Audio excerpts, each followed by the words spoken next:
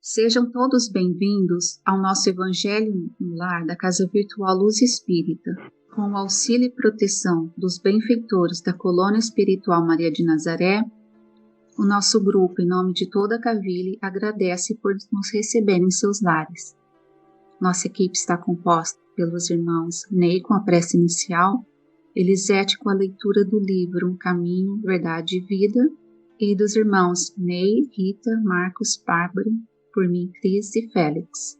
Com as reflexões do mesmo, vamos emanar boas energias para levar luz e conforto aos lares materiais e espirituais, bem como toda a espiritualidade protetora presente, onde quer que se encontre, na harmonização dos lares e fluidificação das águas, lembrando que deve ser um recipiente exclusivo para cada pessoa ou animal, pois os remédios espirituais são colocados de acordo com a necessidade de cada um. Solicitamos ao nosso irmão Fux para fazer a prece inicial.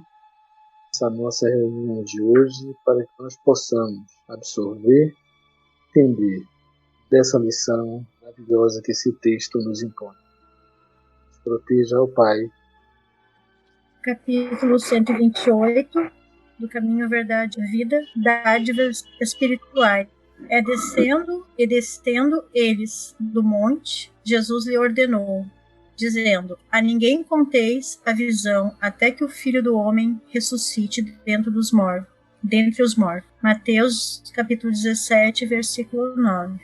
Se o homem necessita de grande prudência nos atos da vida comum, maior vigilância se exige da criatura no trato com a esfera espiritual. E o próprio Mestre Divino, quem nolo exemplifica, tendo conduzido Tiago, Pedro e João às maravilhosas revelações do Tabor, onde se transfigurou ao olhar dos companheiros, junto de gloriosos emissários do plano superior, recomenda sólicito: a ninguém conteis a visão até que o Filho do Homem seja ressuscitado dos mortos.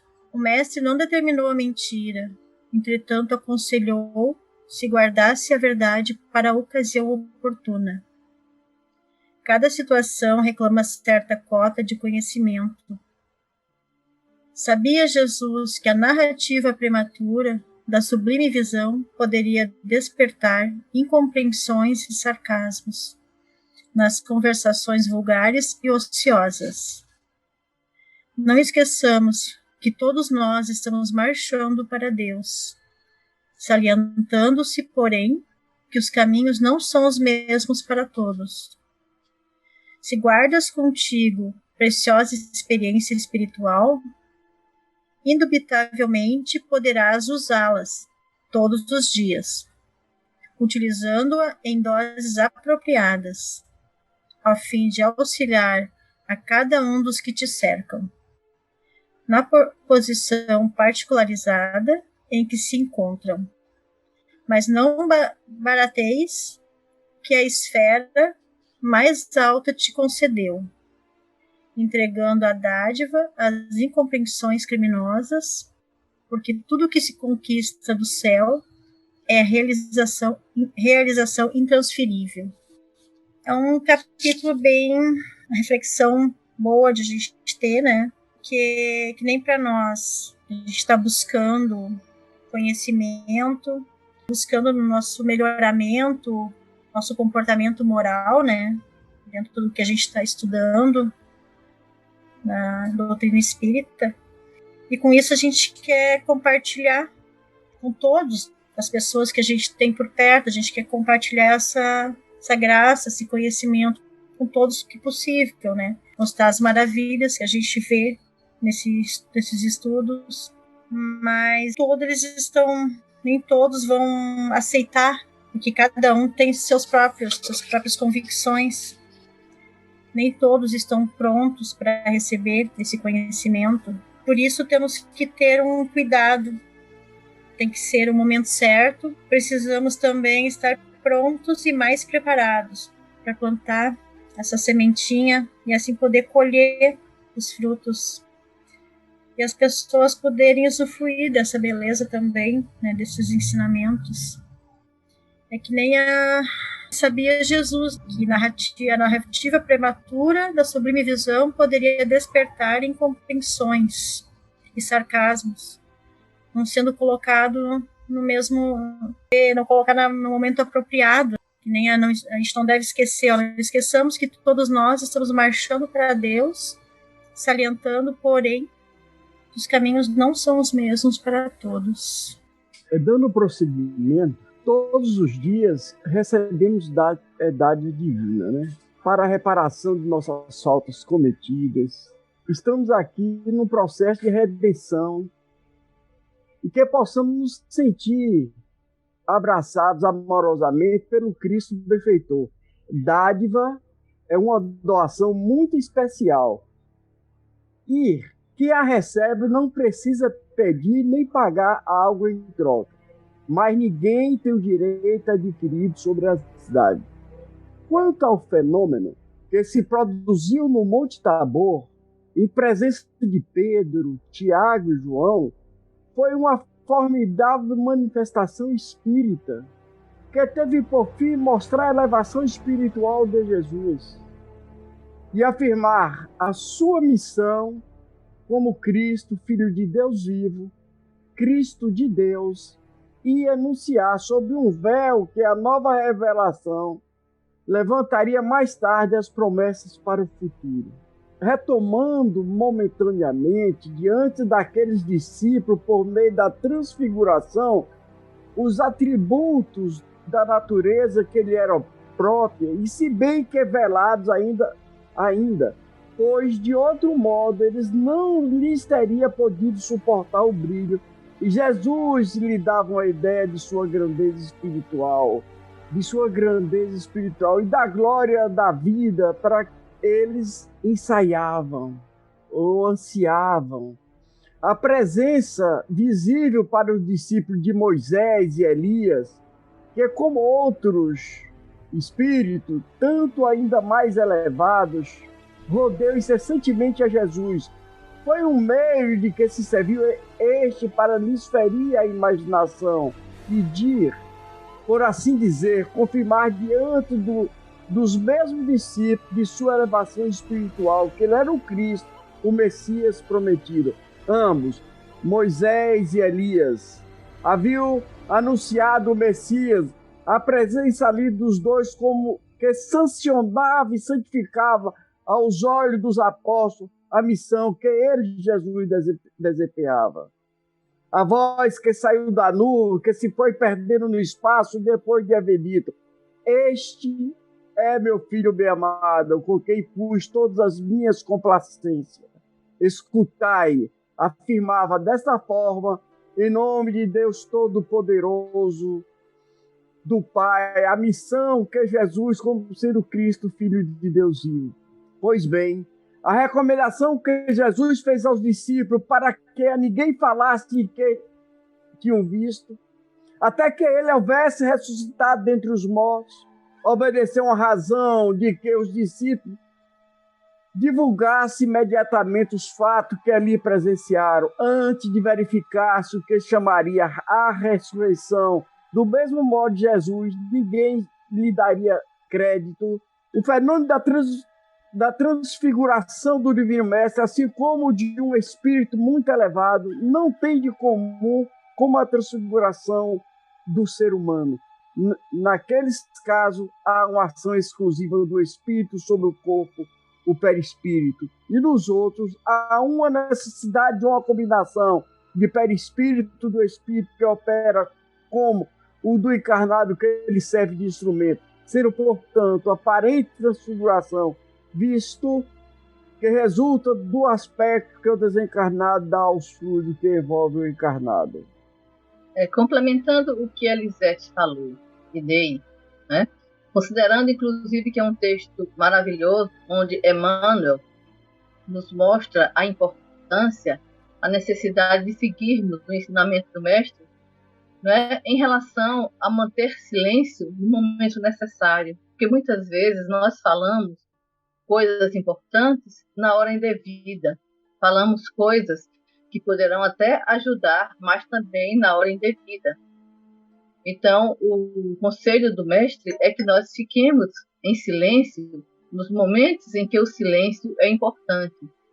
E não lembrando aquela parábola, né, de não jogar pérola aos porcos, porque muitas vezes nós vamos falar de uma grande lição que aprendemos, de algo muito bom que vimos no Evangelho, e a pessoa que vai ouvir não vai dar o devido valor, vai fazer gozação, vai fazer chacota, né? Vai até tentar nos envergonhar, vai começar a dar interpretações completamente errôneas.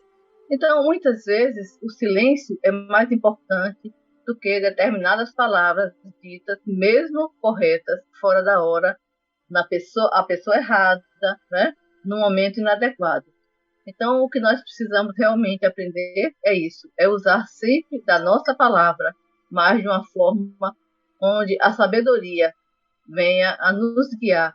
Dando continuidade ao proceder do Evangelho, fala através desse texto incrível, maravilhoso, se faz necessário que nós tenhamos ouvidos de ouvir, prestemos bastante atenção em que Jesus ele era um espírito extremamente evoluído,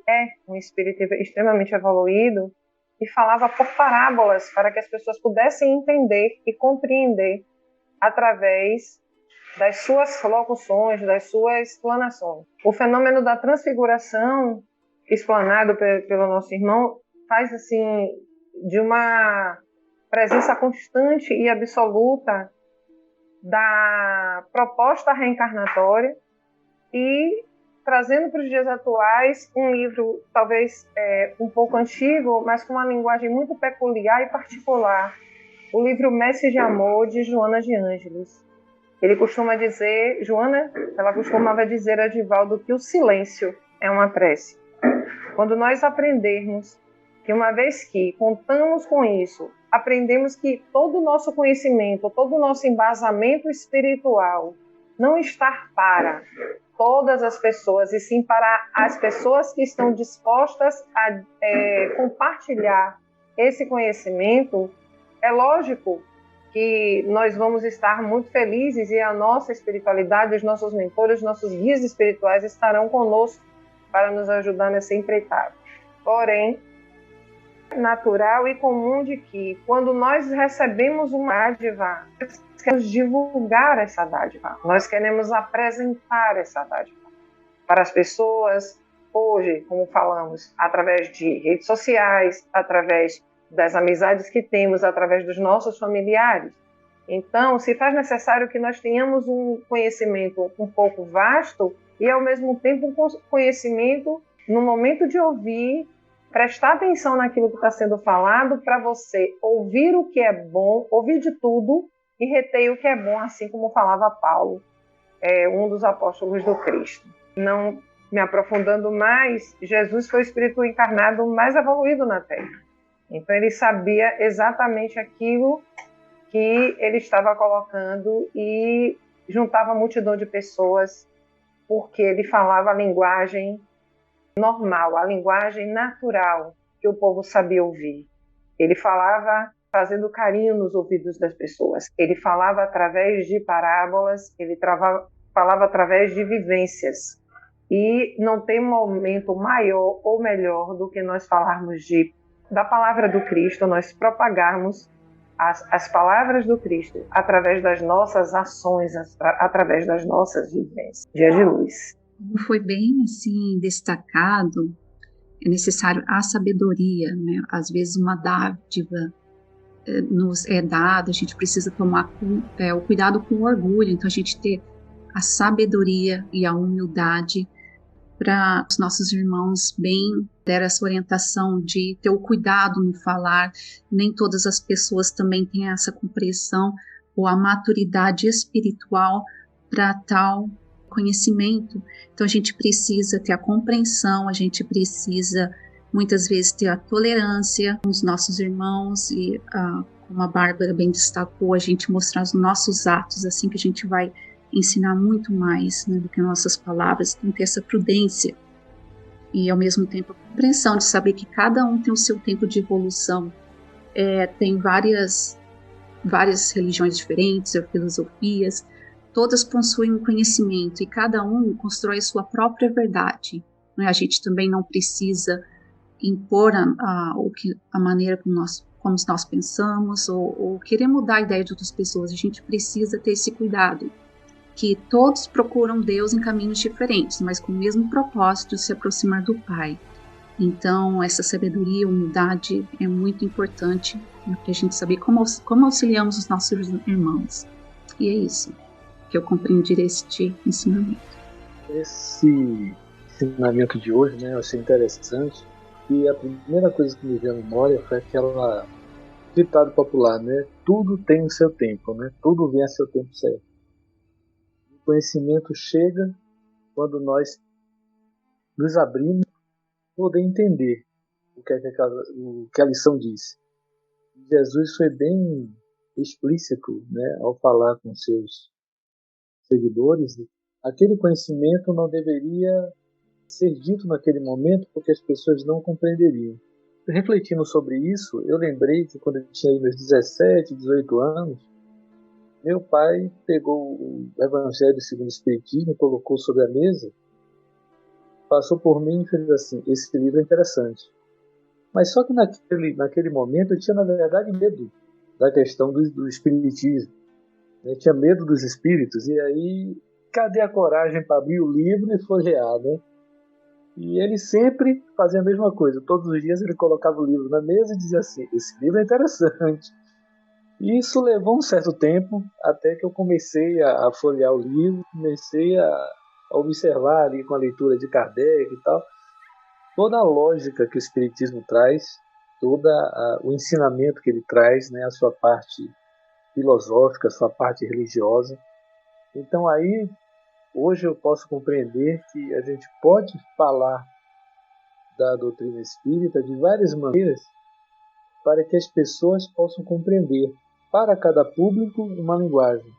Para cada pessoa, uma palavra, onde a gente pode exprimir as verdades espíritas sem chocar, ou então sem se envolver em maiores contendas, em maiores discussões, porque o espiritismo ele é vivo, né? Ele é uma doutrina lógica. Eu sempre me apego muito nisso. A lógica de Kardec foi muito funda, muito interessante, que nos leva a ter a compreensão de maneira muito clara, de maneira perene. E a gente pode passar isso para as pessoas, a gente pode conversar sobre o espiritismo, as várias vertentes, a partir de vários viés. Assim como eu fiz apenas simbolicamente, né, esse é um livro interessante, a gente pode bem caminhar e transitar com o conhecimento da doutrina para todas as pessoas. Com os entendimentos tão bem explanados por nossos irmãos, vamos procurar interiorizar o que nos foi apresentado, refletindo intimamente por alguns instantes.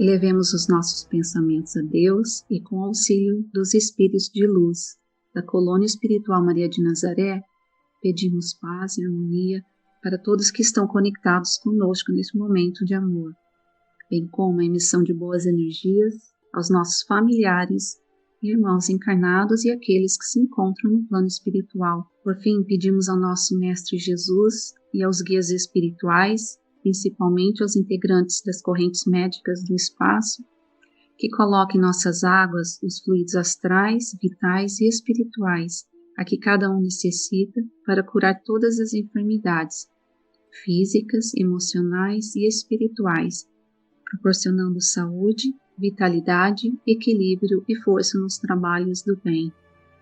Agradecemos mais uma vez a Deus, ao nosso Mestre Jesus e a espiritualidade presente, que nos transmite as boas energias, que nos auxiliam.